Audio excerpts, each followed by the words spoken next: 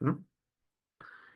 Em, yo no creo que sea muy fácil saber, por lo menos para una persona como yo, si hay gentrificación en Costa Rica o no. Lo que yo creo que podemos hacer hoy, eh, y yo voy a hacerlo diciendo algunas cosas, pero ustedes pueden también ayudar haciendo preguntas, es construir algunas hipótesis iniciales para guiar una exploración que nos permita, digámoslo así, articular digamos que exploraciones posteriores más profundas. ¿Por qué? Bueno, la gentrificación em, es uno de esos temas que son muy interesantes, porque son compartidos entre distintas profesiones, entre distintos saberes, digámoslo así. Yo les voy a hablar un poco, fue en realidad creado por sociólogos urbanos, ¿no? Y a diferencia de mucha de la sociología urbana puramente tradicional, esta no surgió en Estados Unidos, sino en Inglaterra. Em, pero también es un campo que es compartido por planificadores urbanos y regionales como yo, por geógrafos humanos, por economistas urbanos en particular, y cada uno tiene preocupaciones y lenguajes ligeramente diferentes para hablar de algo que en el fondo es lo mismo, pero dependiendo del lente con que uno lo mire, tiene un énfasis diferente, ¿no? Entonces, tal vez para un poco explicar lo que voy a tratar de hacer, ¿no? Voy primero a resumir, tal vez es la palabra correcta, algunas de las conceptualizaciones iniciales que hicieron grupos de sociólogos y de planificadores urbanos que les siguieron. eh, y después voy a tratar de discutir ese fenómeno en el marco específico de modelos de microeconomía urbana, ¿no?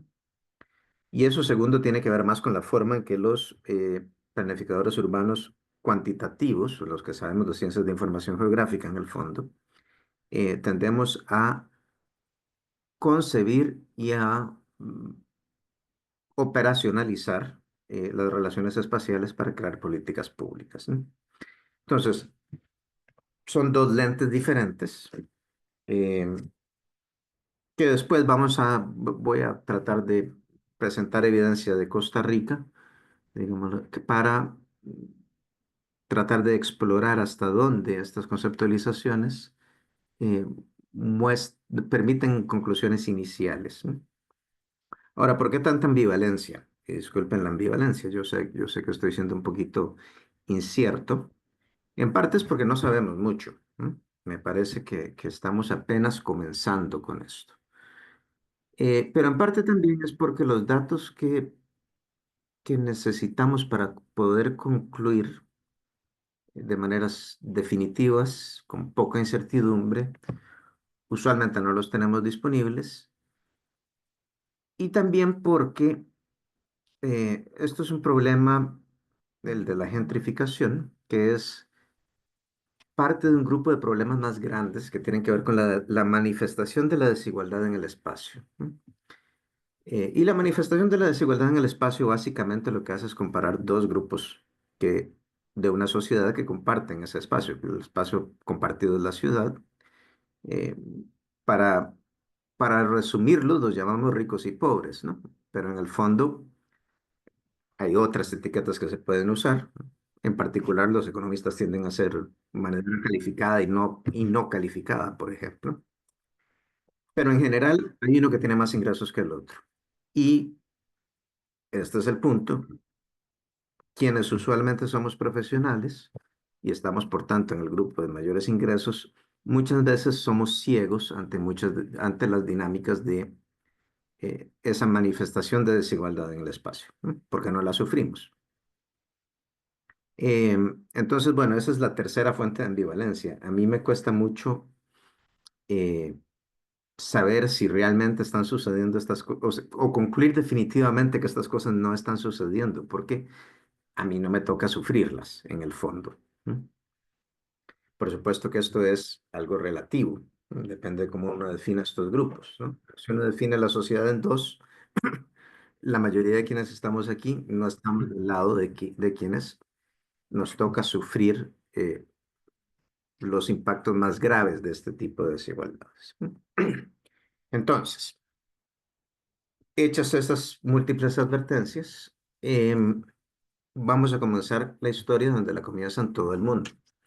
Y es con un estudio hecho por la doctora Ruth Glass, una catedrática de Sociología Urbana de la Universidad de Londres, sobre la ciudad de Londres en la década de 1960. ¿M? Eh, y ahí yo les he puesto un pequeño recorte del párrafo donde por primera vez se utiliza el término gentrificación. Aunque bueno, quienes se remitan a la página de Wikipedia probablemente se encontrarán que hay sociólogos e historiadores que argumentan que ya en la Roma antigua había formas de gentrificación. Eh, lo cierto es que cuando estamos hablando de esto en el mundo moderno, en realidad partimos de un intento por explicar cómo Londres, la ciudad de Londres, estaba cambiando en la posguerra de la Segunda Guerra Mundial, ¿no? Y eso es algo muy importante porque condiciona en cierta manera las posibilidades del fenómeno, ¿no? Entonces, ¿qué es la gentrificación? Básicamente la gentrificación ocurre cuando barrios populares, o sea, barrios de obreros industriales, la palabra en inglés es, la expresión en inglés working class, en los centros de las ciudades, eh, comienzan a recibir familias de clase media y media alta, ¿no? Que comienzan a instalarse en estos barrios y que comienzan a usar otra parte de estos barrios para recreación u otras amenidades, ¿no? Entonces, esto tiende a cambiar el carácter de ese barrio, carácter social, ¿no? Em, el ejemplo inicial, el que Ruth Glass le llamó la atención, en realidad básicamente ella estaba usando el lugar donde ella vivía eh, como ejemplo de un fenómeno que era más general en Londres, ¿no? Y que era el hecho de que la prosperidad estaba cambiando la forma en que se veía en estos barrios, la prosperidad general, ¿no? El hecho de que todo el mundo tenía ahora carro, que todo el mundo podía salir a comprar ciertos mínimos lujos, ¿no?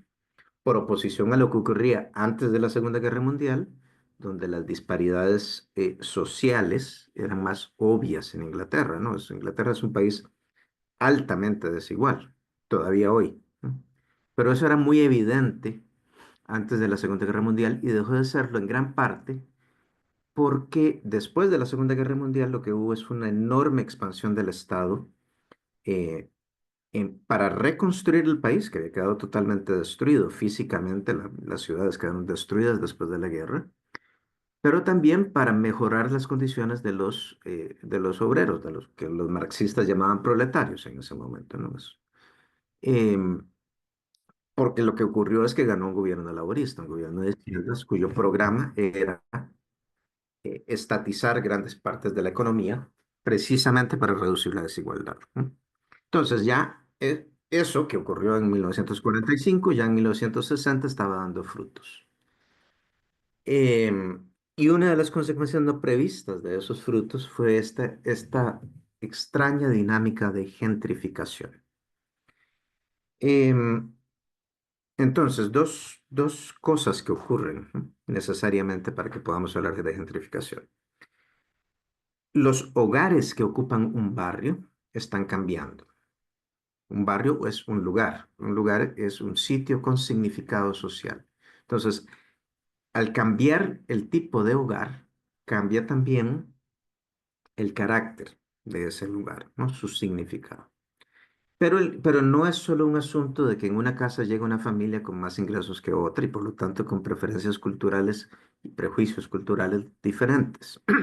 También es un cambio físico, ¿no? Entonces, las viviendas antiguas viviendas victorianas de varios pisos que antes eh, tenían un apartamento por piso donde había una familia de relativamente bajos ingresos en cada apartamento. Ahora pasan a ser una única vivienda muy grande para una familia de un profesional de clase media alta. ¿M? Y recuerden también que la expresión clase media alta en Inglaterra en realidad es un poco inexacta, ¿no? En realidad estamos hablando de clase alta, son personas que vivían de la renta del capital, ¿no? Tenían inversiones o ingresos muy altos producto de salarios que eventualmente se capitalizan. ¿M? Em, entonces son dos cosas que están ocurriendo. Y el lugar donde ocurre tiene la característica, antes de que ocurra esta transformación, de ser especialmente, o pongámoslo en estos términos, de tener el potencial para satisfacer ciertas preferencias eh, de familias de mayores ingresos, ¿no? Que pueden pagar más por esas preferencias. Ahorita vamos a discutir un poco más sobre cuáles son. ¿No? Específicamente en Islington, que es el barrio de la señora Glass, que es donde ella hizo las observaciones, eh, en la primera mitad del siglo XIX este barrio había sido un barrio de clase media alta, un barrio de gente relativamente rica, o sea que tenía casas muy grandes. ¿No? A mediados del siglo XIX, como entre 1850 y 1870, en lo que es un proceso clásico de suburbanización, la gente relativamente rica que vivía allí se fue. Se fue a las afueras a comprar propiedades más grandes, con jardines más grandes, usando los trenes, en esencia, para llegar al centro. Y entonces estos espacios que quedaron abandonados fueron progresivamente ocupados por obreros industriales, en el fondo, ¿no? Gente de hogares de menores ingresos. Evidentemente, un obrero industrial, como les decía, en realidad no va a ocupar una casa gigantesca, sino solo va a ocupar una parte de ella, ¿no? Y esos obreros industriales usualmente no eran los dueños de estas casas, sino que las alquilaban. Y esa era la situación de partida eh, hasta los años 40 y 50. ¿No? En el año 60, eh, esencialmente comenzaron a retornar familias de altos ingresos a este barrio.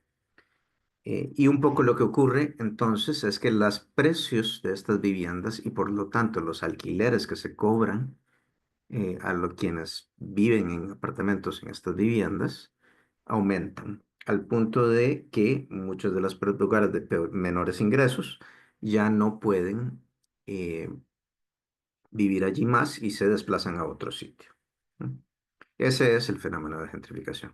Ahora hay que tomar en cuenta también que simultáneamente eh, el gobierno laborista eh, y los gobiernos conservadores también, que en cierta manera heredaron la política pública, la mantuvieron, de esas épocas, de los años 40 de la segunda, digamos, del 45 en adelante, crearon una enorme cantidad de vivienda social. Y vivienda social que en muchos casos era de mayor calidad, tanto la vivienda como el barrio, eh, que la vivienda preexistente, en parte porque había sido grandemente afectada por la guerra, ¿no? Los bombardeos de la aviación del ejército alemán, pero en parte también porque un stock más de viviendas más nuevo y de mayor calidad y diseñado con métodos modernos y materiales modernos. ¿No? Entonces, en realidad se daba la paradoja de que estas personas sí tenían a dónde ir, ¿no? Las familias de menores ingresos, que ese stock de vivienda era de propiedad municipal, era vivienda social pública, y que muchas veces esa vivienda social creaba entornos eh, mucho más lindos, digámoslo así, que los centros de las ciudades que estaban no intervenidos todavía. ¿No? Al punto, de hecho, de que había inversión privada en algunos de estos barrios. Y eso es algo que tal vez algunas veces se olvida. En realidad, las familias expulsadas, porque no pueden pagar un lugar central, acaban en algún lugar, otro lugar. ¿No? Bien. Ahora, ¿por qué? nos gusta y no nos gusta la gentrificación, ¿no? Porque en el fondo esto que yo acabo de describir es, digamos que un fenómeno que uno básicamente puede observar en las estadísticas, ¿no? Llegan a algunos hogares, se van a otros hogares, la gente tiene derecho a mudarse, no pasa mayor cosa, ¿no? Em, en el fondo, el gran problema es que cuando sistemáticamente comienza a expulsarse población de menores ingresos de un barrio, también se destruyen los lazos de comunidad de las personas, de las familias que viven en ese barrio, ¿no? Entre las personas que viven en ese barrio. Y eso es una gran pérdida, ¿no? Y también hay una pérdida de la cultura de esas personas, particularmente si son minorías de inmigrantes que muchas veces se aglomeran, etcétera, etcétera, ¿no? Ahora, aquí hay una tabla que yo básicamente he traducido del profesor Atkinson, escocés, que también ha estudiado este fenómeno. En realidad ha estudiado la desigualdad en el espacio con mucha atención, em, y que, hace, digamos que enfatiza un punto importante, ¿no? Y es que este fenómeno de gentrificación es solo uno de muchas cosas que están sucediendo simultáneamente en la misma ciudad. Entonces, al mismo tiempo que ocurre la gentrificación en algunos sitios del centro, hay suburbanización, hay creación de suburbios en las afueras de esa ciudad. Hay políticas públicas de inversión que favorecen a veces la gentrificación, a veces la suburbanización. Como les contaba, hay creación, en el caso de Inglaterra, en ese momento había una creación de una vivienda social masiva y de relativamente alta calidad, o por lo menos eso era lo que dicen los documentos de la época. Y lo otro que ocurría en las sociedades digamos, del corazón de Occidente era que había un aumento masivo de la prosperidad general. O sea, no, los obreros industriales comenzaron a convertirse en clase media, en sentido estricto del término. Tenían mayores salarios. Y todas estas cosas modifican la estructura espacial de las ciudades, ¿no? De distintas maneras, no necesariamente coincidentes entre sí. Ahora, cuando en el barrio gentrificado propiamente, hay ciertas cosas que ocurren. Una de las primeras es que aumenta el valor de las propiedades, ¿no? Y ese es el fenómeno básico que introduce desigualdad, o el mecanismo básico de la desigualdad. Ahora, como los impuestos municipales usualmente son proporcionales a este valor, también estos aumentan. Y por eso es que en cierta manera se considera bueno, entre comillas, este aumento de valor de propiedades. Eh, Evidentemente, la gentrificación una dinámica de renovación urbana. Entonces, usted tenía viviendas en malas condiciones que van a ser mejoradas. Y como esto ocurre en localizaciones centrales, en principio puede, no, yo no, tal vez me estoy arrepintiendo de haber escrito reducción, pero puede reducir los problemas de desarrollo dispersos en los bordes de las ciudades. Em, entonces, bueno, esas cosas en general son buenas, ¿no?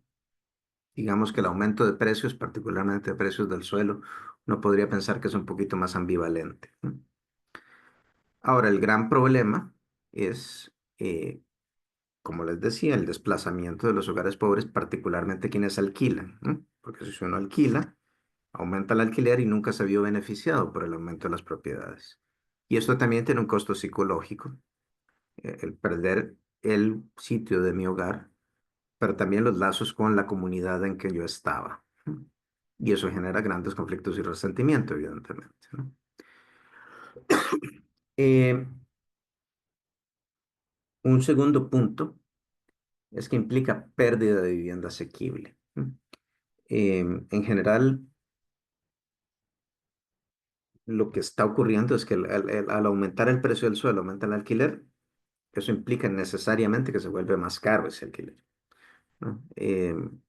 O sea, ¿por qué iba a dejar plata en la mesa, entre comillas, el dueño del edificio donde me están alquilando el apartamento, ¿no? Pero eso significa que en general en esa ciudad hay menos espacios para las personas que no tienen altos ingresos. Lo otro que ocurre también que promueve la gentrificación son dinámicas especulativas con los precios del suelo. ¿Mm? Entonces, no es solo que aumenta porque el carácter del barrio está aumentando porque vienen nuevas familias, sino que también algunas personas, propietarios de suelos y de propiedades desarrolladas, dicen, bueno, tal vez vale la pena que yo me espere un poquito, que retire mi unidad del mercado, porque tal vez mañana la puedo alquilar a un precio mayor. No, es una situación de aumento de precios generalizada y sostenida en el tiempo. Eso genera un incentivo para especular. Especular en el fondo de la siguiente forma: retirando unidades habitacionales del mercado temporalmente a la espera de precios mayores. Algunas de las personas no tienen a dónde ir. Entonces, si no tienen a dónde ir, acaban en la calle. Y no solo las personas, sino otras actividades comerciales o industriales asociadas con la población que originalmente estaba allí, ¿no? Entonces, esta es otra transformación que es como que de rebote del carácter del barrio gentrificado. Cambia el tipo de comercio. ¿No? Entonces, en cierta manera, si queremos ponerlo en términos costarricenses, ¿no? Cierran el Palí y abren un automercado, ¿no? Eso es como el fondo del asunto. Y el Palí le servía a las personas que vivían allí, ¿no? Entonces, esa es la pérdida. ¿No? Em, como las personas que son desplazadas tienen que ir a otro sitio, eso presiona la demanda de vivienda en sitios cercanos. ¿No? Eh, y por último, aquí hay una pequeña y extraña contradicción. ¿No? En el momento en que la gentrificación ocurre y en la medida en que si uno lograra acomodar o reducir el problema de desplazamiento de la población original, uno genera mayor diversidad social. Pero si uno no logra eso, esa diversidad social es únicamente temporal y más bien acaba con áreas homogéneas segregadas, que es algo que en principio no es muy positivo porque reduce la cohesión social en general. Entonces, bueno, básicamente la gentrificación puede ser concebido como un fenómeno de mercado. Si somos totalmente neutros a las dinámicas de mercado, pues las cosas se equilibran, ¿no? Llegan unas personas, se van otras, los precios relativos cambian, pero todo el mundo acaba en algún sitio. Y en principio, el equilibrio del mercado debería garantizar que los niveles de bienestar de la sociedad son más o menos los máximos posibles. ¿No? Pero esa visión simplificada del asunto, lo que no toma en cuenta, primero es la distribución de los costos y los beneficios, ¿no? Beneficios acaban en manos de los propietarios de las propiedades, del barrio gentrificado, de las familias que se mudan allí, que son las de mayores ingresos, y los costos los pagan sobre todo las familias más pobres que resultan expulsadas. Y por eso es que no nos gusta demasiado la idea de la gentrificación. ¿No? Aunque el barrio acabe siendo más bonito, más caro y generando mayores ingresos financieros a la municipalidad, eso se logra a costa de alguien más paga los costos, ¿no? En el fondo. Bien.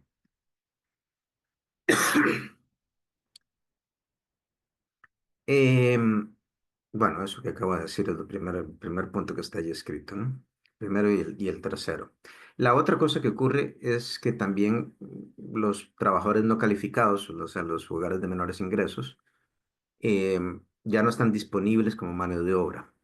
Y eso también tiene implicaciones para el mercado laboral y para la eficiencia de los centros de las ciudades, ¿no? Aunque bueno, cada vez más eso es menos relevante. Eh, Hay que decir que estas cosas ocurren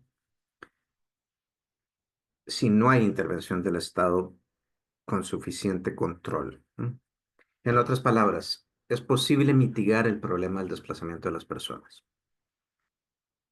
pero hay que hacerlo, más o menos de una forma deliberada.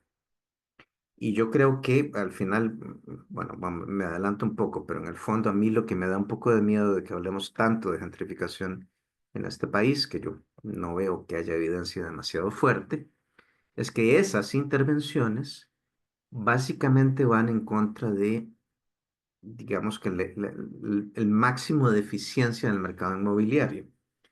En sí mismo eso no importa, porque al fin y al cabo, como ya hemos visto, no hay ninguna razón para la cual ese equilibrio del mercado tenga que ser óptimo para todos los grupos y en particular conveniente para la sociedad si es a costa de los más pobres, ¿no? Pero lo que sí caracteriza ir en contra de la eficiencia del mercado es que cuesta mucho dinero. Entonces hay que hacerlo con mucho cuidado y estar muy seguros de lo que uno está haciendo. Bien, entonces, bueno, eso es un poco el concepto general. Em, Ahora, a mí me gustaría hacer un pequeño paréntesis para hablar de la forma en que de cierta manera en que pensamos los planificadores cuantitativos, entre comillas, ¿no? O en general la forma de razonar de muchos planificadores a la hora de conceptualizar las ciudades, ¿no? Lo que en el fondo hacemos es pensar en un modelo microeconómico que fue propuesto a inicios de los años 60 por William Alonso, Guillermo Alonso es en realidad un economista argentino que trabajó toda la vida en Estados Unidos y que fue refinado por otros economistas estadounidenses. Y en esa visión de la ciudad, que en realidad es una visión del territorio, ¿no? Porque uno puede extenderla un poco más y que puede ser de partes de la ciudad y que ha sido generalizada de muchas maneras, pero básicamente lo que ocurre es lo siguiente. Nos imaginamos que todos los trabajos están concentrados en el centro de esa ciudad y que a la hora de escoger su ubicación, todas las familias que en el fondo tienen los mismos niveles de ingresos, ¿no? Porque si no, no se pueden calcular las cosas, van a querer dos cosas contradictorias. Van a querer estar lo más cerca posible del centro, pero van a querer también tener la vivienda más grande posible. Entonces, la lógica detrás de este modelo es la siguiente. Si yo estoy cerca del centro, mi tiempo de viaje al trabajo es muy pequeño, pero tengo que hacer un sacrificio para poder estar cerca del centro y es tener una casa más pequeña, porque mucha gente va a querer estar ahí. En cambio, si yo acepto estar más lejos del centro, eh, pues tengo que desplazarme todos los días mucho más, un tiempo mucho mayor. La compensación que el mercado me da por ese tiempo adicional que estoy perdiendo todos los días es una casa más grande. Entonces, eso significa en la práctica que las densidades, o sea, las viviendas son más pequeñas. Cerca del centro la densidad es más alta, ¿no? Porque hay más viviendas. Y conforme me voy alejando, hay viviendas más grandes y por lo tanto la densidad se reduce. Eso significa también que el precio por metro cuadrado del suelo es más grande en el centro de la ciudad y se va reduciendo progresivamente conforme yo me alejo de ese centro. En esta visión hay distintos tipos de agentes económicos, distintos tipos de familias, pero también de negocios que tienen que buscar un lugar sujetos a esta regla. Y en esencia, el que tiene más dinero, la familia que tiene más dinero, es la que escoge primero qué es lo que quiere hacer. En algunas ciudades, donde los centros son muy atractivos, estas familias de altos ingresos escogen vivir en apartamentos de lujo en el centro. En otras, y esto era lo que típicamente ocurría en Estados Unidos, prefieren vivir en los suburbios lejos del centro y tener casas más grandes, ¿no? Y esto se explica en parte porque las familias de altos ingresos tienen una ventaja por sobre las de menores ingresos en esta visión, y es que tienen acceso a un carro, ¿no? Las familias más pobres tienen que usar el transporte público porque no les alcanza, y entonces digamos que valoran mucho más la centralidad, ¿no? Esto es, digamos, la visión tradicional de la ciudad suburbanizada estadounidense. Esta visión explica por qué el centro está, entre comillas, degradado, ¿no? En el fondo, las viviendas del centro son de menor calidad, eh, de menor tamaño en particular, porque le convienen más a las personas más pobres. Entonces, la forma de extraer renta para el dueño de esas viviendas es poner muchas personas una encima de la otra, ¿no? Hacer edificios altos. Em, y por supuesto, pues se puede dar el lujo de no tener, eh, digamos que, un mantenimiento óptimo y moderno, ¿no? Porque las familias pobres no pueden competir por otros espacios en la ciudad, ¿no? Ok, esa es como la visión general que uno utiliza para interpretar mapas de valores del suelo, mapas de uso del suelo y más o menos predecir qué es lo que ocurriría en el futuro cuando lleguen más personas o cuando haya aumentos generales de de los ingresos de las familias, ¿no? Y es un modelo microeconómico, literalmente. Dentro de este modelo, eh, muchas veces se plantean variantes para considerar fenómenos particulares. Por ejemplo, en el modelo estándar solo hay un tipo de transporte y por lo tanto solo hay un costo de transporte. Yo les acabo de decir que los pobres se transportan en bus, gente rica en carro. Eso es una variante del modelo que incorpora dos modos de viaje. Aquí hay otra que, reflexionando sobre el tema de hoy, me encontré, ¿no? Es un modelo microeconómico de un profesor estadounidense, muy reciente, por cierto, de apellido Su, Xin-Fan Su. De hecho, creo que es parte de su disertación doctoral, si no me equivoco, ¿no? Y un poco lo que él toma como punto de partida es un poco lo que hemos estado discutiendo, ¿no? En Estados Unidos, las personas de clase media alta, clase media, clase alta, han estado huyendo del centro y dejándoselo a los pobres, todo entre comillas, ¿no? Antes de los años 90, ¿no? Y en algún momento de los años 90, por razones que él quiere explicar, comenzaron a volver, ¿no? Algunas cuantas cosas sobre, porque ahí, bueno, copié los párrafos allí nada más para hacer un pequeño comentario, ¿no? El lenguaje es diferente y es mucho más neutral que lo que usaría un sociólogo o incluso un planificador. Por ejemplo, a mí me llama la atención que él, cuando describe este fenómeno, utiliza la palabra flight, ¿no? Huida.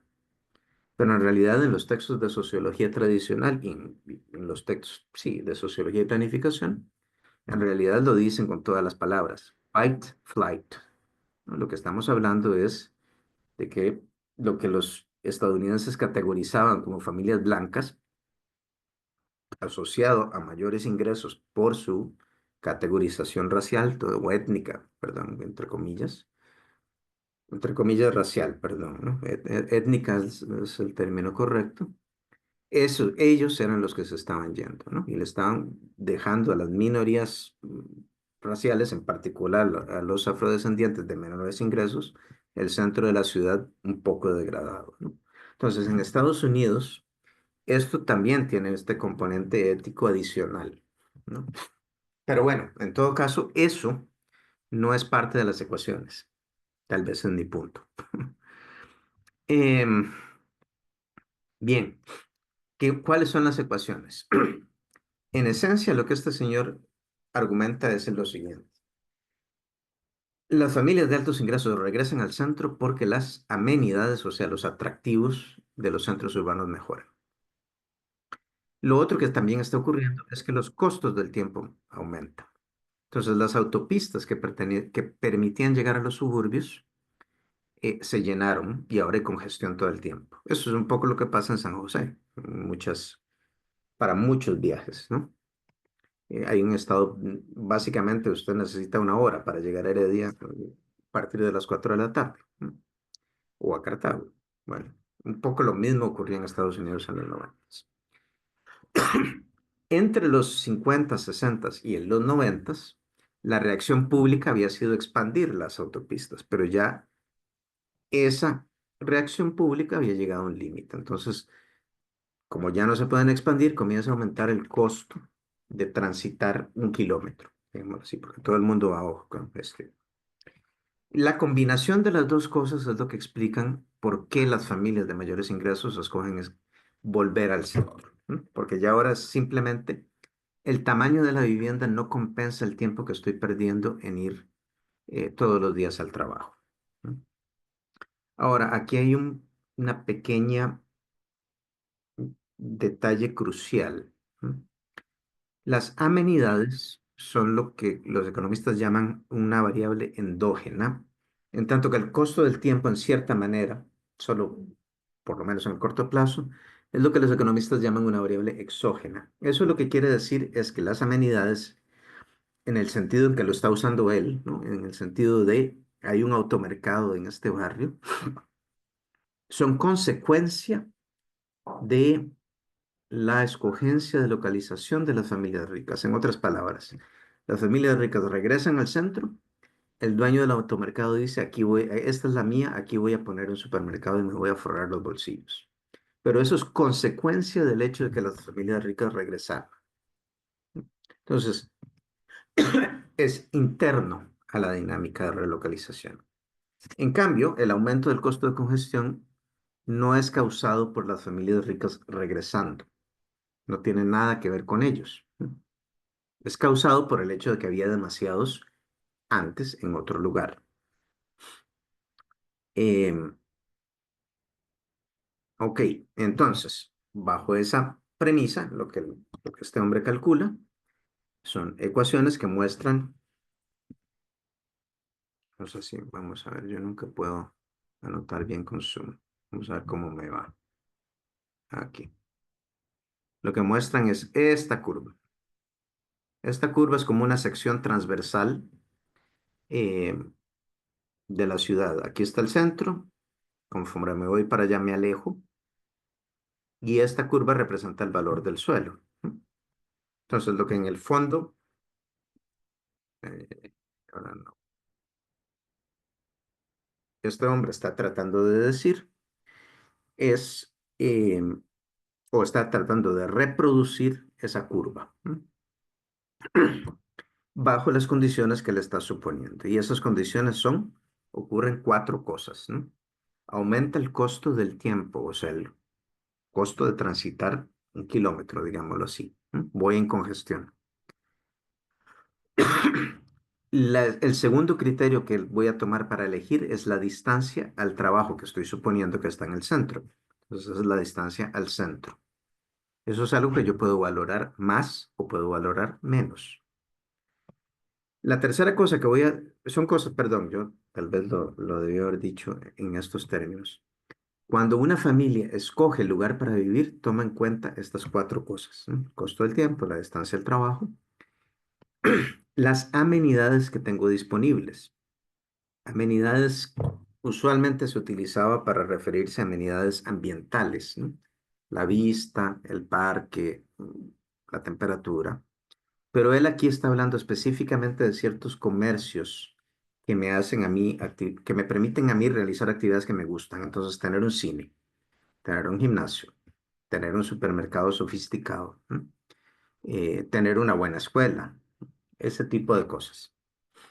Y ese tipo de cosas ocurren, como les digo, como consecuencia de que las familias de altos ingresos regresan al centro. Por último, la renta de la vivienda, que en el fondo es el precio de la vivienda. Y ese precio se forma precisamente de la interacción entre demanda y oferta, ¿no? Bien, ese es el primer punto. Lo segundo, que es muy importante para él, es que hay distintos tipos de trabajadores. Y en particular hay trabajadores que ganan más dinero y trabajadores que ganan menos. En otras palabras, trabajadores calificados y trabajadores no calificados. Y esto es el equivalente a lo que Glass más directamente llamaba profesionales versus obreros. ¿Mm?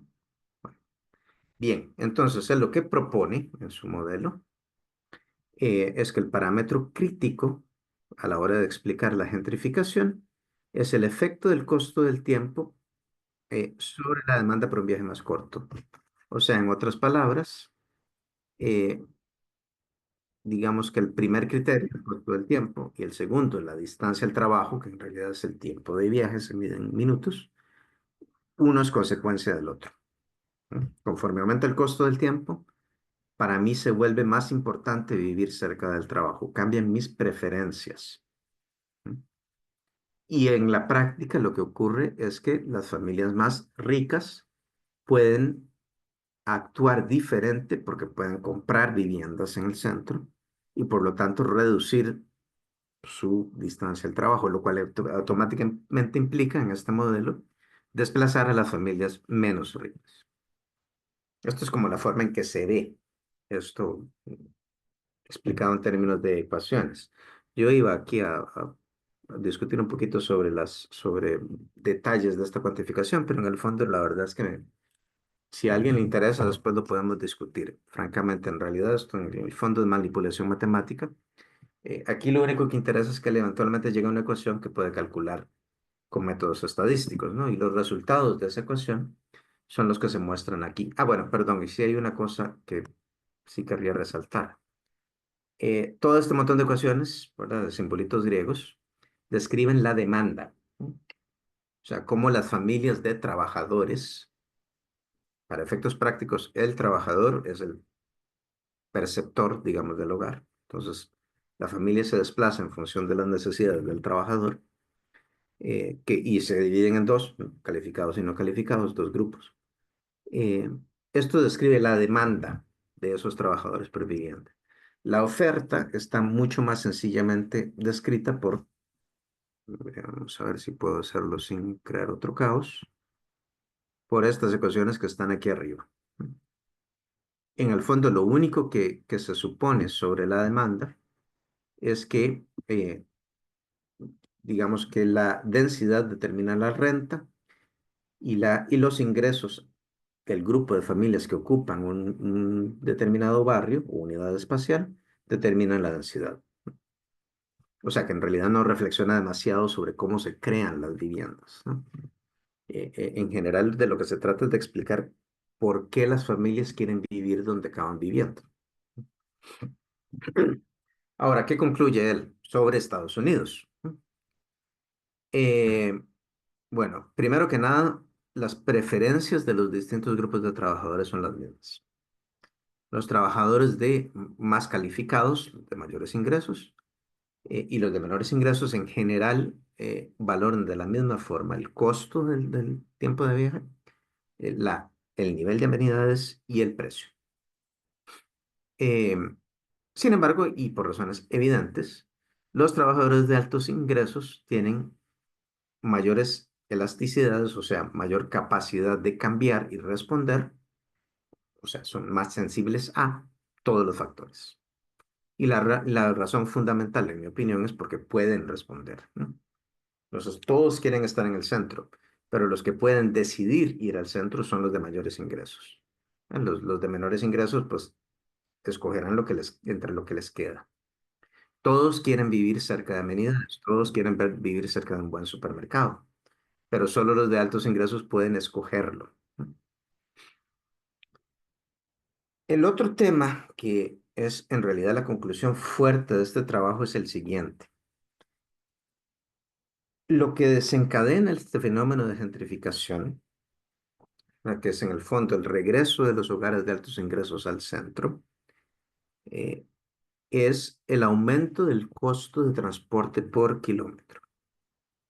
Entonces, como a mí me cuesta tanto llegar al centro, yo estoy dispuesto ahora a mudarme. Pero el efecto que tiene eso sobre la gentrificación es muy pequeño, no basta. En realidad lo que ocurre es que llegan unas poquitas familias de altos ingresos al inicio, pioneros, si se quiere, que es el término microeconómico, y como reacción a esos pioneros, comienzan a abrirse amenidades, en particular tiendas, para venderles cosas. Y son esas tiendas sofisticadas las que atraen a otras familias de altos ingresos.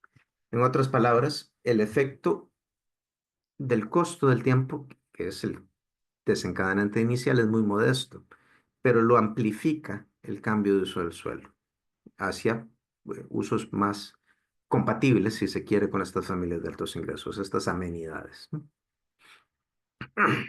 Esa es su gran conclusión. Digamos que es la conclusión que le valió su doctorado en una universidad muy prestigiosa. Vamos a ver. Ahora, yo querría, he hablado bastante de teoría, entonces vamos a presentar rápidamente algunos datos sobre Costa Rica. Son datos insatisfactorios, pero son datos sobre todo para reflexionar sobre distintos aspectos de estas cosas que hemos estado viendo, ¿no? Eh, entonces, antes de comenzar, ¿no? ¿Qué punto de partida? Si la gentrificación ocurre en Costa Rica, sobre todo debería estar ocurriendo en dos potenciales lugares. Primero es la costa de Guanacaste y el segundo es la gran área metropolitana. En otros lugares, si no está ocurriendo allí, pongámoslo en estos términos, no es muy razonable esperar que esté ocurriendo en otros sitios. Después podemos explorar otros sitios con mayor detalle, ¿no? Me parece que vale la pena. Pero eso es como el punto de partida más evidente. Lo segundo es cómo puede manifestarse esto, qué deberíamos ver en datos para entender si existe gentrificación. Entonces, una primera cosa, patrones de viviendas de grupos de altos ingresos versus grupos de bajos ingresos. O sea, si hay gentrificación, el resultado de la dinámica de gentrificación es lo que llamamos segregación residencial. En otras palabras, los ricos viven en uno de los barrios y los pobres en otros. Una segunda cosa que uno debería ver es que los costos y la proporción de viviendas en alquiler tiene que cambiar en ciertas zonas, ¿no? Y el problema que tenemos aquí es que en realidad los datos históricos, sobre todo de alquiler, no son muy buenos. Entonces, en realidad, digamos que hay como que hacer visco para poder concluir algo al respecto de esto, pero en todo caso, hay algunas cosas interesantes, ¿no? Que podríamos ver. Eh, lo otro también, yo creo que en realidad es fundamentalmente el problema de este país, más que la gentrificación, es que tenemos un problema generalizado de cómo la mayoría de la población accede a la vivienda. Ya no solo los pobres, sino en realidad yo, bastante más que los pobres, ¿no? El 60% de la población. Em, bueno, entonces estas son las cosas que me gustaría a mí mostrar, digamos, ¿no? Voy a hacerlo un poco más rápido porque ya he hablado demasiado, me parece. Entonces, primera cosa, estos son unas imágenes.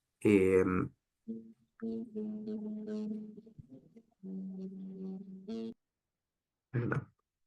Estas son unas imágenes desarrolladas conjuntamente con el programa Estado de la Nación, que creo que estas se publicaron en el informe, bueno, si no estas, algunas emparentadas, en el informe del año pasado.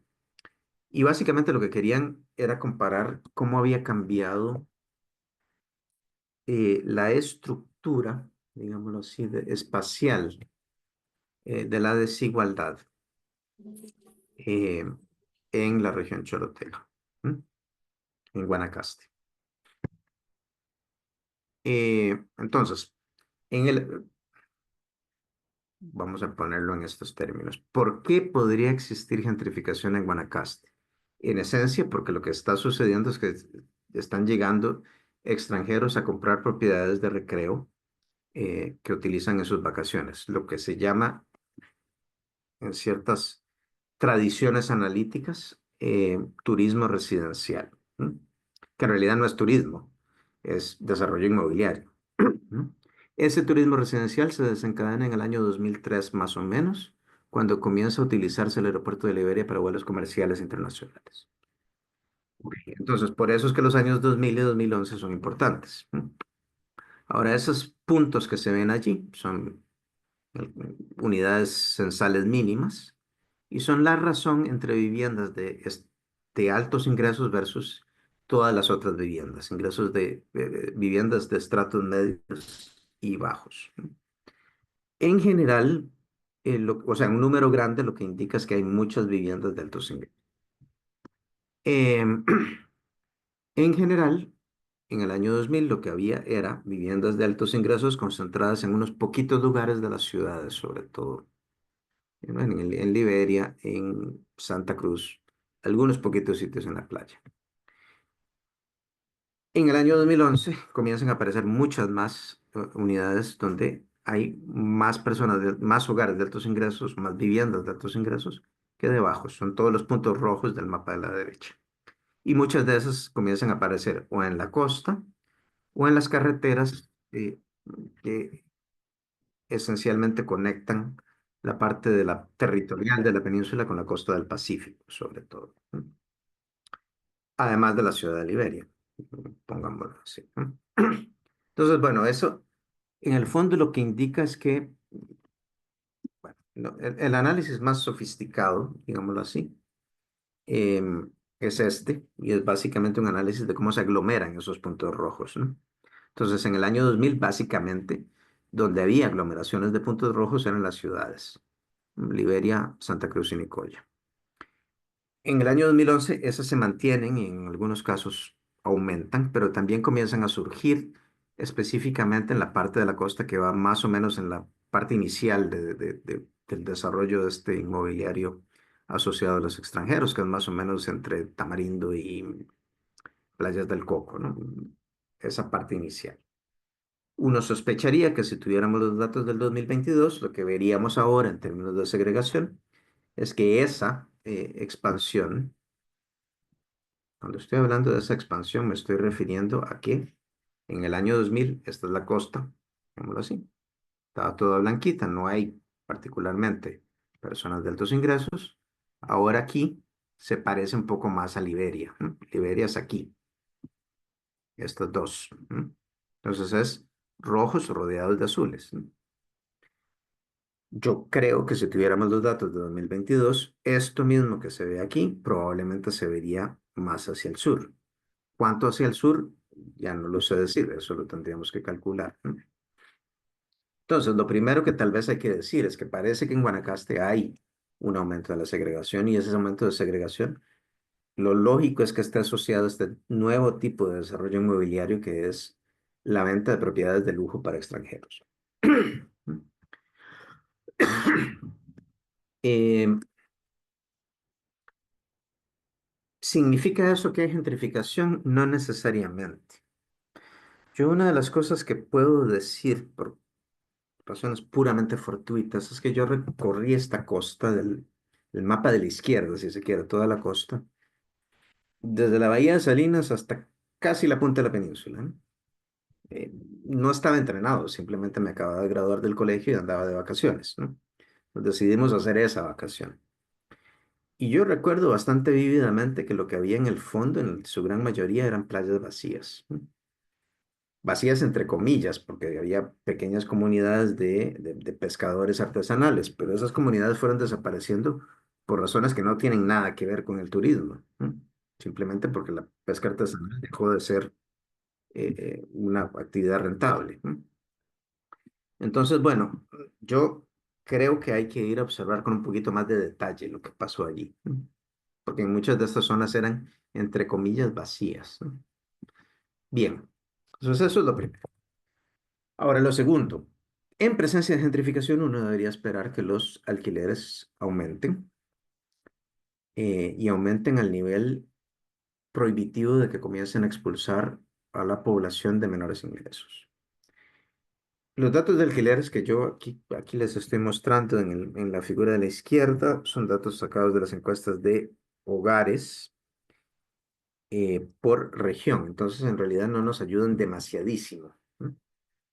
Excepto por y son datos además que no están corregidos por inflación, por lo cual en cierta manera me disculpo, ¿verdad? Porque en realidad los aumentos de alquileres son más pequeños que lo que se muestra allí. Pero tal vez en el fondo eso sí nos da ciertas señales, ¿no? ¿Qué señales nos da? El lugar donde de hecho están aumentando bastante drásticamente los alquileres es la región central. Y los datos de la región central probablemente están dominados por la gran área metropolitana. Entonces, entre el 2010 y el 2024, los alquileres más que duplican, ¿no? El aumento es a más del doble, bastante más del doble. En tanto que la inflación, el aumento en ese periodo fue un poquito menos del 50%. Yo tengo que hacer la salvedad de que los datos de 2010 es posible que no sean enteramente comparables con los de 2024, en tanto que la forma en que el INEC hace la encuesta es un poco diferente, ¿no? Eh, Dejémoslo ahí. Mejor no voy a profundizar demasiado, ¿no? Pero el punto es que digamos que si aceptamos un mínimo de comparabilidad, que yo creo que sí es legítimo, hay una tendencia claramente creciente. Hay muchas posibles explicaciones para esta tendencia, pero digamos que es un poco más prometedor pensar en explorar gentrificación como fenómeno un poco más peligroso para la región en la GAM que en otros sitios, ¿sí? Porque si uno ve, los aumentos de alquileres en otros lugares son bastante más modestos. Y en particular la región Chorotega, que son estos, vamos a ver si lo logro, que son estos, que es lo que acabamos de ver, ¿no? Guanacaste. Estos puntos anaranjados de aquí, el aumento es bastante más lento de los alquileres, ¿no? Y se parece a los de la región Pacífico Central, que en el fondo está dominado por Punta Arenas, ¿no? Son estos puntos rojos de por acá. En otras regiones, los aumentos de alquileres son incluso más lentos y en el caso de la región Guatar Norte, eh, de hecho, se reportan alquileres hasta un poco menores en promedio. Y lo otro que es un poco llamativo es que en realidad la cantidad o el porcentaje de viviendas alquiladas con respecto al total del parque habitacional sí aumentó en la región central. Pasó del 25% al 35% más o menos. Em, en otras regiones más bien parece que está como cayendo lentamente. Uf, yo no creo que eso tenga mucho que ver con gentrificación, yo creo que eso tiene que ver mucho más con la existencia o inexistencia de oportunidades de trabajo y en las bases económicas de estas regiones, ¿no? Y en ese sentido es un poco llamativo que la región chorotega, donde de por sí no había mucho alquiler para comenzar, ¿verdad? Haya caído en los últimos 5 años, que eso sí son comparables, ¿no? Eso sí es la misma encuesta. Em, Pero bueno, en todo caso, pensemos lo siguiente con respecto a la región chorotega en particular. En otros sitios yo creo que esto no es cierto porque las ciudades dominan los datos de alquileres en el fondo, ¿no? Pero para la región chorotega, en la medida en que existen fenómenos de gentrificación, ocurren en lugares pequeños, o sea, no en las ciudades que son grandes. Entonces puede ser que estos datos escondan variabilidad que nos interesaría explorar.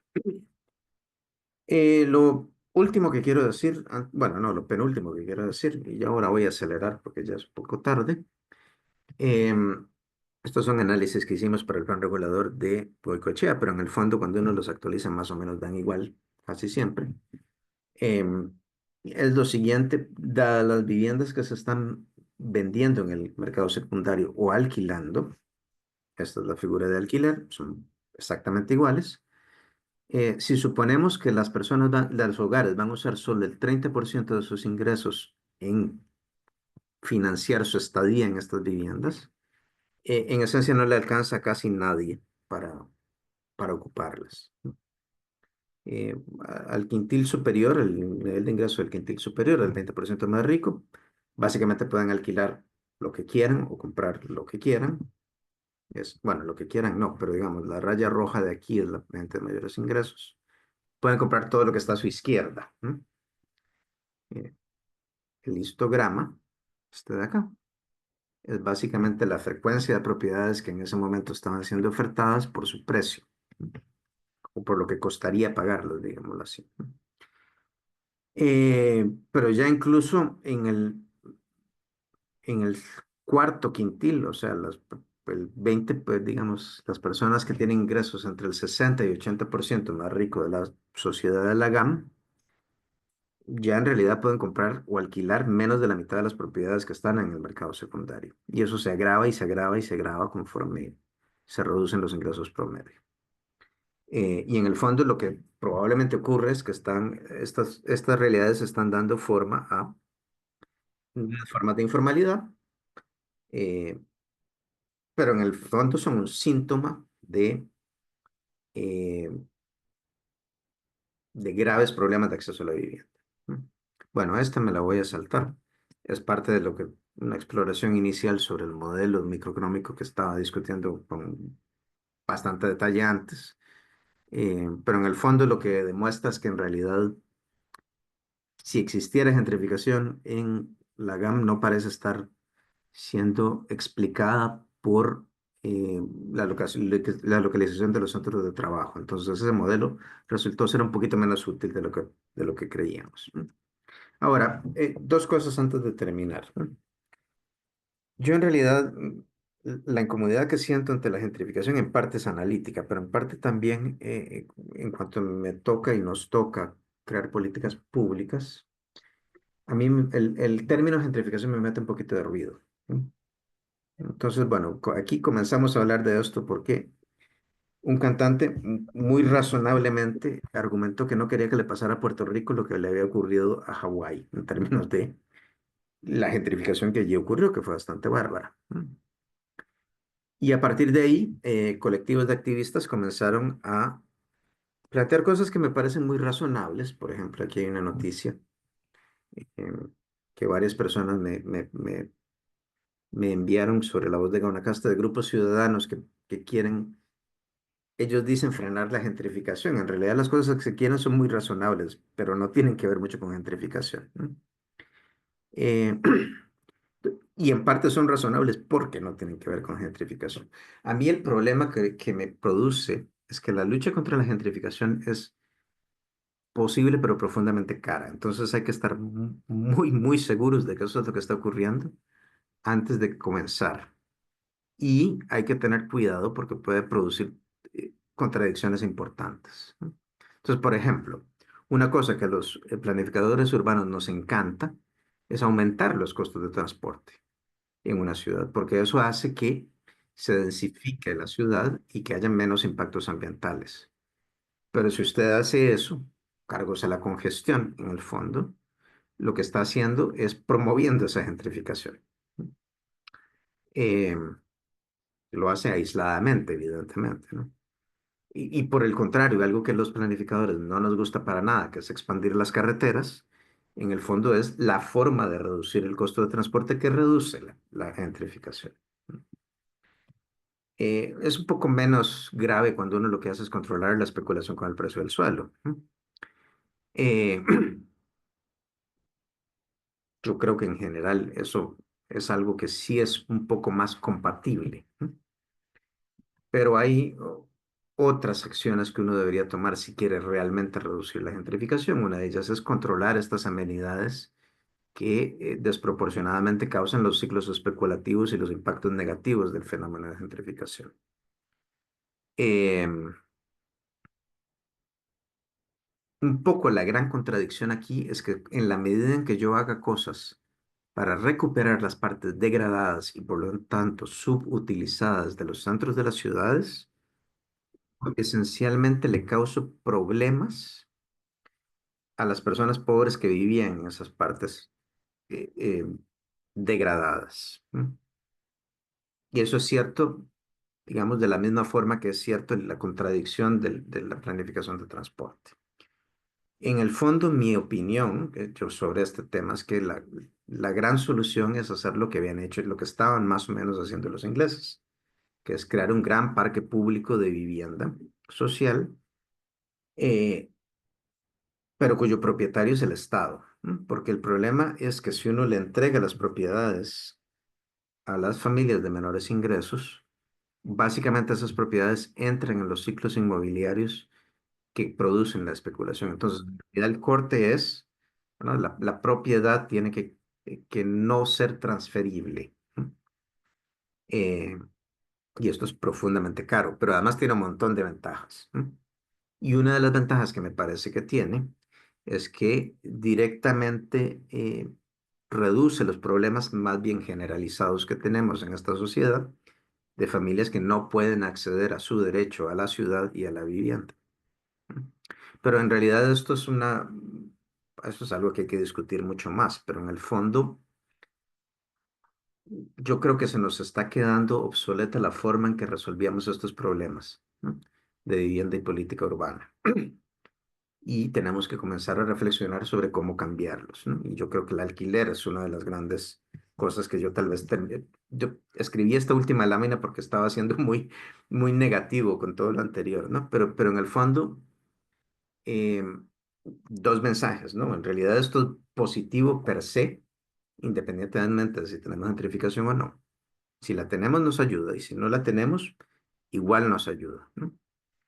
Y en general, tengamos cuidado de estar seguros de que lo que vamos a hacer en contra de la gentrificación en general, lo vamos a hacer en lugares donde de hecho existe, ¿no? Lo cual, ya con esto termino, es algo que yo creo que tenemos que explorar con mayor especificidad, yendo a ver y yendo a hablar con la gente que la sufre, que en el fondo es, creo que lo más importante a la hora de diseñar el paquete de intervención de políticas públicas, no solo eh, contra la gentrificación misma, sino en general de acceso a amenidades urbanas y a usos urbanos y a vivienda en el territorio. Bien, ok. Con esto yo creo que ya voy a detenerme porque es un poco tarde, no me tomé más de una hora. Lo siento. No, muchas gracias, Eduardo. Ha sido bastante esclarecedor y desde la parte teórica partimos ¿verdad? A llevarnos a cuestionarnos si lo que está pasando es gentrificación o no, el tema de la vivienda, suelo. Ahora, por favor, les voy a pedir su colaboración llenando una breve encuesta que está ahí, el enlace en el chat. Em, no tarda 1 o 2 minutos, ¿verdad? Nada más para conocer su opinión y la evaluación que harían ustedes de la charla. Entonces, les agradecería mucho si me pueden colaborar con esa breve encuesta. Tenemos varias preguntas, Eduardo, que hay por acá. La primera que hicieron fue que si podía aclarar con respecto a si el turismo estaba causando una gentrificación porque em, cuando mencionaba lo de la creación del aeropuerto, ¿verdad? Y las relaciones que hubo ahí con ciertos sectores de Guanacaste, parece que quedó una duda ahí porque a pesar de que se mencionó que muchas de las propiedades estaban vacías, ¿verdad? En ese momento sí están cuestionando, ¿verdad? Que era pasar de manos de propietarios nacionales a extranjeros. Entonces, que si podría tal vez profundizar ahí con algunas Uy, opiniones. la respuesta es no, pero le voy a decir cosas. O sea, vamos a ver, la respuesta es no sabemos, ¿no? Un pequeño comercial, por cierto, y qué dicha que dicha esta pregunta. En el programa Comunidad de las radios UCR hubo una entrevista a inicios de febrero a un profesor de la Universidad Nacional, cuyo nombre se me escapa en este momento, pero que fue muy buena muy esclarecedora sobre este tema. En general, cuando hablamos de gentrificación y turistificación, que es básicamente cuando las ciudades son tomadas por el turismo, estamos hablando de casos críticos en ciudades, digamos, estas ciudades que los economistas urbanos llaman ciudades superestrella, ¿no? Estilo Nueva York, estilo... Bueno, yo lo viví en Amsterdam, ¿no? Uno no podía caminar por la calle porque lo que había era un río de turistas. Entonces había que irse como por las calles no principales. Y eso en el fondo lo que hace es crear grandes zonas, digámoslo así, estériles, donde no vive nadie y donde los que trabajan básicamente trabajan vendiéndole cosas a los turistas. Esa es como la visión clásica. Punto y aparte, ¿qué está pasando en Guanacaste? Bueno, Guanacaste es un lugar eh, donde durante gran parte de la historia de Costa Rica lo que hubo fue grandes hacendados. Entonces había gente que tenía miles de hectáreas de tierra. Y las personas que vivían allí, en el fondo, eran los sabaneros de esas grandes haciendas, ¿no? En la costa había comunidades de pescadores, etcétera, ¿no? Y había sitios donde había pequeños propietarios, ¿no? También. No es falso esto. Pero en general, la gente no vivía en las zonas rurales como si vivía en el Valle Central. Entonces, yo en el fondo sospecho que parte de las razones por las cuales, bueno, hay como dos grupos de razones, ¿no? Una es climática. El clima de Guanacaste se parece mucho al clima del sur de California o al clima mediterráneo, ¿no? Que a estos turistas residenciales, entre comillas, que enfatizo, no es turismo, es desarrollo inmobiliario, pero a estos turistas residenciales les gusta mucho. Esa es una de las razones que explica por qué están allí. Pero yo sospecho que la otra razón tiene que ver con que les es muy fácil comprar, porque en el fondo quienes están vendiendo son los herederos de estos grandes hacendados. O sea, se están vendiendo propiedades muy grandes. Es posible vender propiedades muy grandes. Estas propiedades son fundamentalmente rústicas también, ¿no? Ahora, lo que sí parece estar sucediendo y hay que observar con mayor cuidado. Bueno, esta es mi hipótesis de partida. Esto hay que irse a preguntar a la gente que vive allí, ¿no? Y que ha vivido allí toda la vida, ¿no? Tal vez ese es el mensaje, ¿no? Por eso es que no sabemos. No sabemos si han sido desplazados algunos de sus familiares o amigos de toda la vida, ¿no? Pero lo que sí parece más o menos evidente es que en algunas de estas ciudades, el tipo de comercio y el tipo de servicios que están surgiendo son básicamente para servir a estos turistas residenciales, ¿no? Ahora, el punto también es que no había muchos servicios antes, ¿no? La pulpería del caserío todavía, o la soda del caserío todavía está ahí, por lo menos la última vez que yo fui a asomarme, ¿no? En las comunidades más modestas. Y lo último que tal vez diría, en realidad las comunidades de personas, bueno, excluyendo de nuevo a los pescadores, que de nuevo, en mi opinión, no tienen mucho que ver con esto. Pero en general estas personas no vivían en la playa misma, que es lo que tiene la mayor amenidad ambiental, sino que vivían en caseríos cercanos, pero un poco más tierra adentro. Yo sospecho que la explicación de eso tiene que ver con la disponibilidad de agua. Y es otra de las cosas que sería interesante irles a preguntar, ¿no? Entonces, por ejemplo, hay un lugar que se llama Huacas, que es la comunidad que provee de trabajadores ay, espero no decir ninguna sandez, Tamarindo, me parece que es. Em, Pero entonces los trabajadores de Tamarindo no viven en Tamarindo, viven en este otro pueblo que está cerca y que está conectado por bus, ¿no? Creo que esos trabajadores son los que yo hipotetizo que no están siendo expulsados. Pero bueno, eso son como pinceladas generales.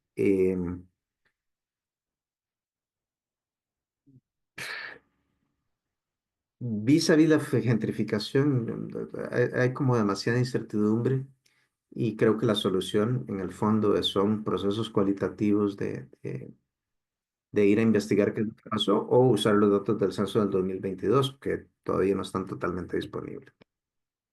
Respuesta insatisfactoria a una pregunta muy interesante.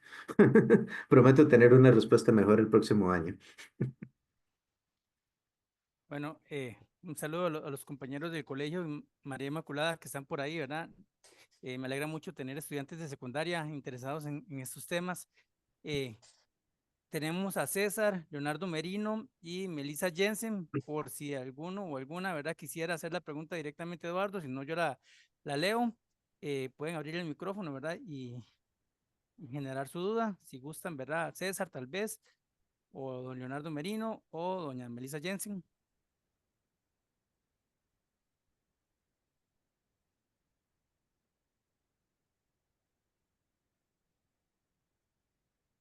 Si no, entonces yo la hago. Eduardo, don César nos consulta, ¿cuál es la principal consideración que se debe tomar en cuenta para un lugar que se quiera potenciar o gentrificar?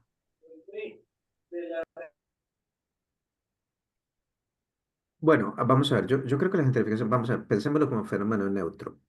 ¿Qué condiciones favorecen estas cosas, ¿no? En general, existe lo que se llama, ahí estaba como mencionado en algún momento, el rent gap, ¿no? Una diferencia entre la renta potencial del suelo y la renta actual del suelo. Entonces, son lugares en donde eh, las propiedades están valiendo poco porque están muy degradadas, en un barrio muy degradado, pero que están muy bien ubicadas por alguna razón. Bien ubicadas lo que significa es ubicadas en un lugar que los consumidores de vivienda o de uso urbano preferirían por alguna razón. La razón más común en la teoría es estar cerca del centro, ¿no? Pero puede haber muchas razones. Otra posible razón es tener lotes muy grandes, por ejemplo, o tener viviendas muy grandes, como es el caso que discutíamos como punto de partida. Ese barrio, no sé si lo pronuncio bien, porque los ingleses tienen pero esta cosa que escriben muy raro, ¿no? Pero se llama Islington, en el norte de Londres, que dio origen al término de gentrificación. Entonces era un lugar donde había viviendas muy grandes, eh, propiedades muy grandes, era muy central, estaba muy cerca del centro de la ciudad. Y en ese momento, por razones puramente coyunturales de que lo habían abandonado antes, estaba ocupado por personas de relativamente bajos ingresos. Entonces, los propietarios de esos edificios, en el momento en que se materializó la demanda inicial, ¿no? de familias de mayores ingresos, les resultó muy fácil comenzar a revender o realquilar sus propiedades a estas nuevas familias que pagaban más. El rent gap, digámoslo así, era la diferencia entre lo que pagaban los ricos versus lo que antes pagaban los pobres. Y en general esas cosas se pueden explorar como modelos de precios hedónicos. Uno puede saber qué son los factores que causan la renta del suelo y ver dónde hay en los datos depresiones de esa renta con respecto a la predicción. Em, yo creo que típicamente estos casos de reconversión, los más evidentes, son ciertas zonas industriales en la GAM que ya no se necesitan, ¿no? Por ejemplo, a mí me parece que la zona industrial de Pavas es una que probablemente es muy dulce para este tipo de cosas, ¿no? No es exactamente gentrificación, porque no están desplazando personas, pero es el tipo de transformación de uso del suelo, digamos que análoga, eh, por usos industriales que ya no se justifican, sustituidos por viviendas de mayores ingresos, ¿no? Eh, Esa es como la gran explicación, ¿no? Entonces, en concreto, lugares centrales muy degradados en específico o en general lugares que por alguna razón no están siendo lugares urbanos en general, ¿no? Ya ocupados que por alguna razón no están siendo rentabilizados al máximo, que los consumidores en general preferirían si uno les diera la oportunidad. Muchas gracias, Eduardo. Melissa lo que nos comentaba era que ella es de Quepos y ha percibido un aumento en el costo de la vida, entonces hacía la relación que tal vez no es gentrificación, sino es turistificación, ¿verdad?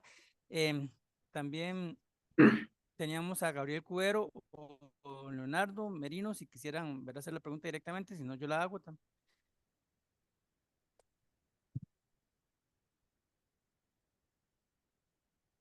Hola, hola. ¿No, Buenas noches, Leonardo? don Leonardo. Hola, ¿qué tal? ¿Qué tal, don Eduardo?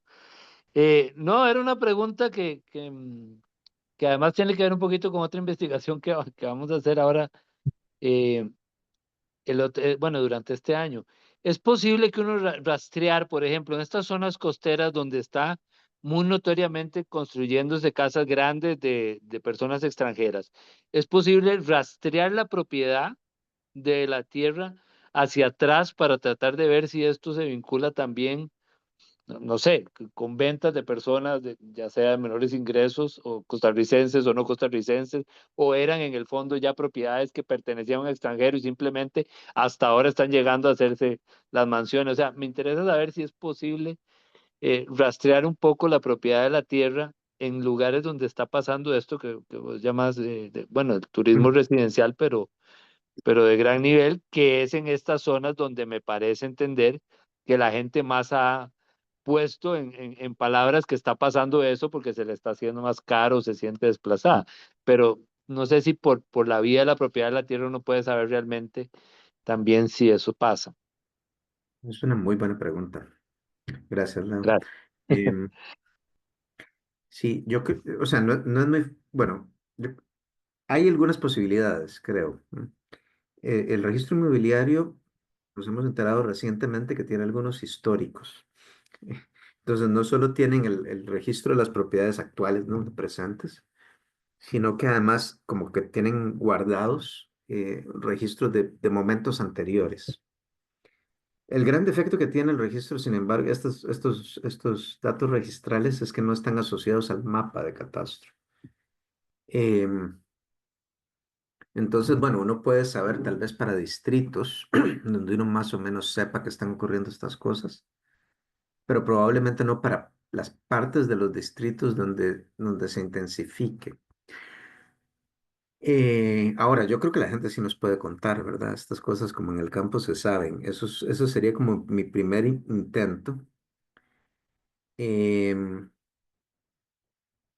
y lo segundo sería tratar de recuperar catastros antiguos, ¿no?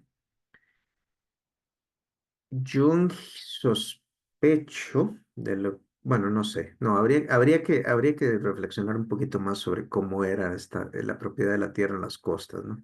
Hay algunas fincas muy famosas que uno sabe y que eran grandes latifundios y que tal vez podrían usarse como casos iniciales, ¿no? Para ver cómo evolucionó allí el proceso de fraccionamiento. Em, entonces, bueno, tal vez mi respuesta es que hay algunas posibilidades, sobre todo en el registro nacional, que se podrían explorar y hay algunas posibilidades cualitativas de ir a hablar con la gente, que le cuenten a uno la historia. Em, no sé hasta dónde dan.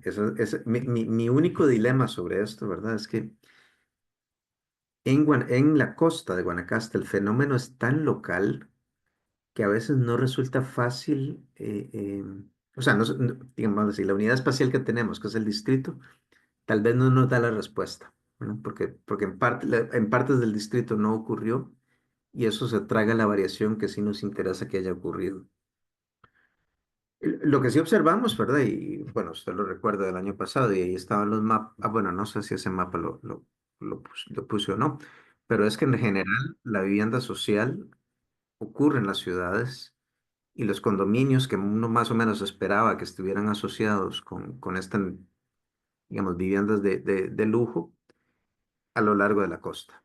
Ese sí es un patrón muy, muy claro. Entonces, bueno, eso también digamos que ayuda a acotar el problema. Eh, espero que haya sido menos insatisfactoria esta respuesta que la anterior. No, muchas gracias, Eduardo. Un Y gusto. felicidades, muy, muy interesante. Muchas gracias. Ahora, si Gabriel Cubero quisiera hacer la pregunta, ¿verdad? Si no, yo la procedería a leer.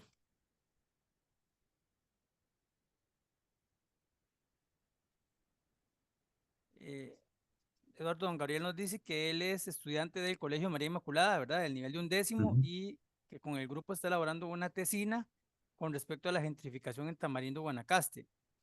Y le interesa saber, ¿verdad? Si usted conoce, si se han afectado algunos espacios naturales por el tema de la gentrificación o turistificación, ¿verdad? Y si conoce refugios silvestres o zonas naturales en las cuales se hayan sido destruidas por complejos residenciales o condominios, o tal vez dónde podría buscar él esa información. Y también nos dice, ¿verdad? Si podría referirse a algo al tema de la pérdida de la cultura o tradiciones o inclusive el idioma por casos de gentrificación. Uf. Bueno, de atrás para adelante, yo la verdad es que no he ido a Tamarindo a observar las dinámicas más recientes. Pero un poco, y yo creo que esto es la compañera de que, pues, en cierta manera estaba sugiriendo lo mismo, es como una dinámica generalizada a lo largo de la costa, que en general los comercios y servicios, sobre todo, que surgen, están pensados para población extranjera que habla inglés.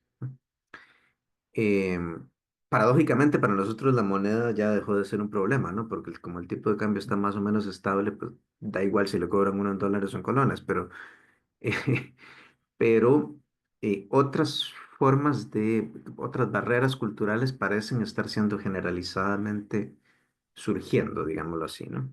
Ahora hay que tomarse esto con un grano de sal, porque también tomen en cuenta una cosa, eh, y eso es un poco ingenuidad de quienes vivimos en el Valle Central, en cierta manera. Las personas pobres, digamos, ¿no? Los que sufren estas dinámicas de discriminación, no son clientes habituales de restaurantes de relativamente altos ingresos, ¿no? Entonces, sí hay una barrera, claramente, pero no es la peor barrera, digamos, que les toca enfrentar. De nuevo, son hipótesis, la verdad es que hay que irles a preguntar, ¿no? Yo creo que si hay, si en la medida en que sea, en que exista gentrificación, digámoslo así, ¿no? Tendría que ser en la costa de Guanacaste específicamente. Tendría que ser en las poblaciones más antiguas. Y en ese sentido, Tamarindo y Playas del Coco parecen ser las más tradicionales y los mejores candidatos, ¿no? Porque allí sí vivía gente. No, no, no. Em, yo me parece recordar, bueno, hay como tres casos que se me ocurren, no en Tamarindo específicamente, pero sí similares, ¿no? Em, Me parece que hubo destrucción de humedales en alguno de los hoteles, me parece que fue en el Hotel Río, o uno de estos, más al norte. Esto no tiene que ver con gentrificación, no tiene que ver con el desarrollo de sistemas naturales en la costa.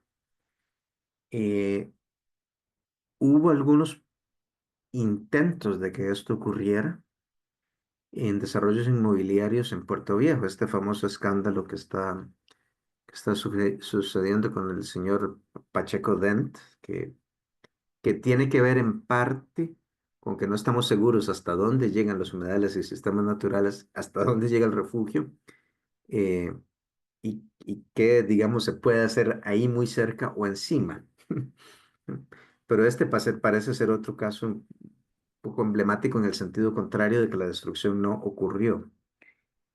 Me parece recordar también que en algún momento una persona de Sámara contó que parte del manglar se había perdido eh, por una especie de desarrollo potencial que no llegó a materializarse, que estaba invadido por propiedad privada y que ellos tenían la intención de recuperarlo, cosa que no es fácil, ¿verdad? Ya, ahora, una vez que ya haya ocurrido el fenómeno, ¿no?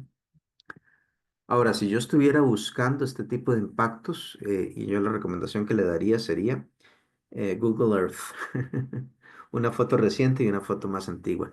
Ahí debería más o menos verse claramente si un sistema natural desaparece por causa de desarrollo urbano, ¿no? O de construcción, en el fondo. No sé si desarrollo urbano es la palabra que yo usaría, ¿no? Y es muy difícil que este tipo de construcción no esté asociada en Tamarindo a este turismo residencial mal llamado, ¿no?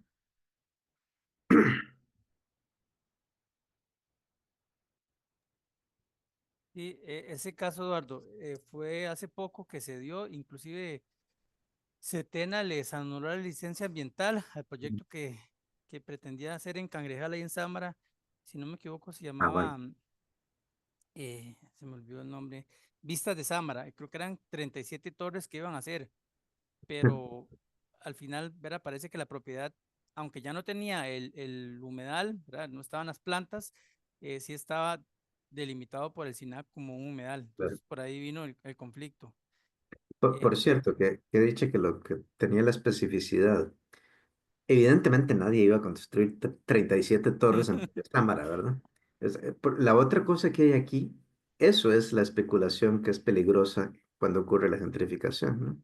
La gente dice que va a hacer cualquier cosa, básicamente para aumentar el valor de la propiedad que están tomando, entre comillas. En este caso se la estaban tomando al humedal. Bueno, gracias ese es un buen ejemplo entonces.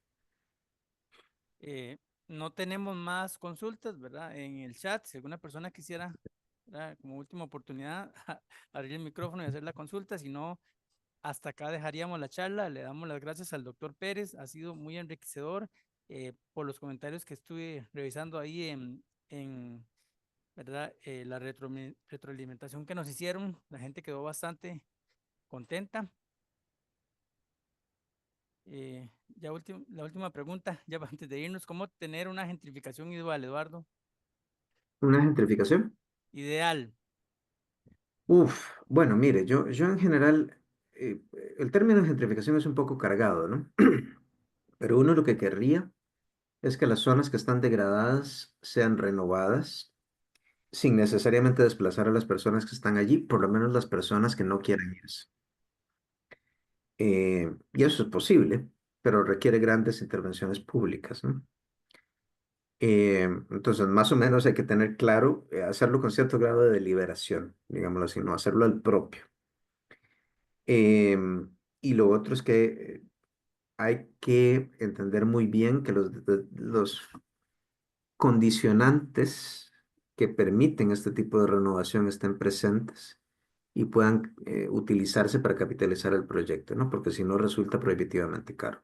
Pero en el fondo la respuesta es, cuando ocurren estos procesos, hay que hacer medidas de control de la especulación, en particular cobros de valorización, ¿no? O sea, cobrarle al desarrollador que está gentrificando todo entre comillas, y usar parte de la plata para compensar, ojalá en sitio, a las personas que están siendo desplazadas, o sea, construirles otra vivienda. Y yo creo que esa ecuación sí cierra, interesantemente, ¿no? Bueno, Eduardo, muchísimas gracias. Y salieron un montón de temas para muchísimas charlas más, Sí, ¿verdad? Entonces, bueno, ahí le vamos a estar tocando la puerta para ayudarnos en las siguientes charlas. Muchísimas sin gracias, duda muy alguna. buenas noches a todas las personas que nos acompañaron. Sí, muchas gracias a todos. Muchas gracias, buenas noches.